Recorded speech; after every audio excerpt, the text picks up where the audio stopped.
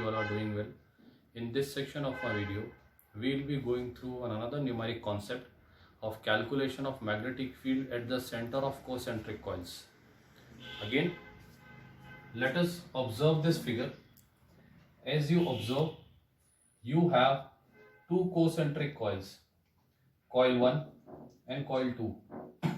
Inner coil R1 having number of turns N1, outer coil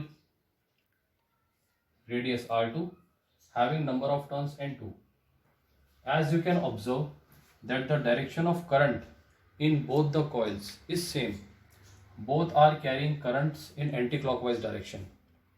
Let us suppose the magnitude of magnetic field B1 due to inner coil mu naught N1 I by R1. I am considering that the magnitude of current in both the coil is same. Similarly, the magnitude of magnetic field B2 due to the outer coil can be written as mu naught N2 I by R2. Let this be equation number 1. Let this be equation number 2. So we have calculated the magnetic fields due to these two coils, but we need to calculate the resultant magnetic field B due to both of these two coils.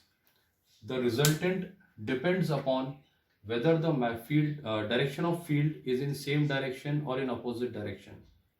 So as you can observe that the direction of current in both the coil is same, which simply imply that the direction of field should also be same.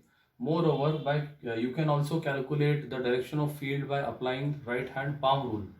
By that you will observe that both the fields B1 due to inner coil and B2 due to outer coil both are pointing in same direction. Hence, resultant magnetic field B can be written as B1 plus B2. Substituting the values, B equals to mu naught N1I by R1 plus mu naught N2I by R2. Simplifying, mu naught I N1 by R1 plus N2 by R2 gives the final value of field. Moreover, if there are more concentric coils, it can be added N3 by R3, N4 by R4. Making another concept is, if the direction of current in any one of the coil is changed, the direction of field also changes. Under that condition, the net magnetic field becomes B1 minus B2. Since the radius of coil 1 is less than the radius of coil 2, hence stronger magnetic field can be created by this coil, as magnetic field is inversely proportional to the radius of circle. So smaller circle creates greater field. Hence we can write the magnitude as B1 minus B2, which can be simply implemented in this expression by only applying a negative sign here. So what does this expression becomes? Mu naught I N1 by R1 minus N2 by R2.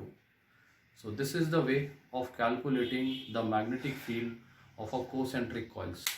I hope you have understood this concept well. Thank you.